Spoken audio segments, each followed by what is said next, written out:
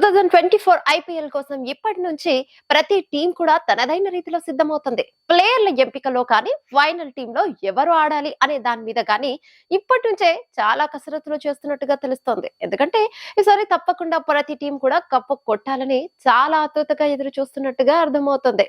గత సీజన్ లో Chennai super Kings అనూహ్యంగా కప్పు కొట్టి 5వసారి ఐపీఎల్ కప్పు గెలుచుకున్న టీమ్ గా తనకంటూ ఒక ప్రత్యేక స్థానాన్ని సంపాదించుకుంది. ఇక ఇదిలా ఉంటే చెన్నై టీంలోని ప్రస్తుతం ధోని కెప్టెన్ గా ఉన్నాడు. ఇక ఈ సీజనే ధోనికి లాస్ట్ సీజన్ కాబోతుంది అంటూ పలువురు క్రికెట్ మేధావులు సైతం వాళ్ళ అభిప్రాయాన్ని వ్యక్తం చేస్తున్నారు. నిజానికి ధోని ఈ సీజన్ లోనే రిటైర్ అవ్వాల్సింది, కానీ టీం కి సరైన కెప్టెన్ లేకపోవడం వల్ల ధోని ఈ సీజన్ ని కంటిన్యూ చేస్తున్నట్టుగా తెలుస్తుంది. అయితే ఈ సీజన్ లో ధోని రుతురాజ్ గైక్వాడ్ కి కెప్టెన్సీ ఇచ్చి తన కెప్టెన్సీ మెలకువలు చెప్పి తనతో కెప్టెన్సీ చేయించుకోబోతున్నట్టుగా తెలుస్తుంది. నిజానికి ధోని కెప్టెన్ గానే కాకుండా మంచి క్రికెటర్ గా, మంచి ఫినిషర్ గా కూడా తనకంటూ ఒక ప్రత్యేక ఇమేజ్ ని ఏర్పాటు చేసుకున్నాడు.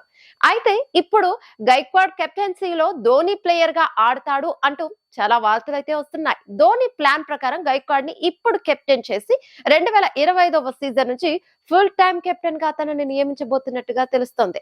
ఇప్పుడు కొన్ని మ్యాచ్లకు ధోని కెప్టెన్సీ చేస్తాడు, మిగతా కొన్ని మ్యాచ్లకు రుతురాజ్ గైక్వాడ్ కెప్టెన్ గా మ్యాచ్లను నడిపించే విధంగా ప్లాన్ చేస్తున్నట్టుగా తెలుస్తుంది.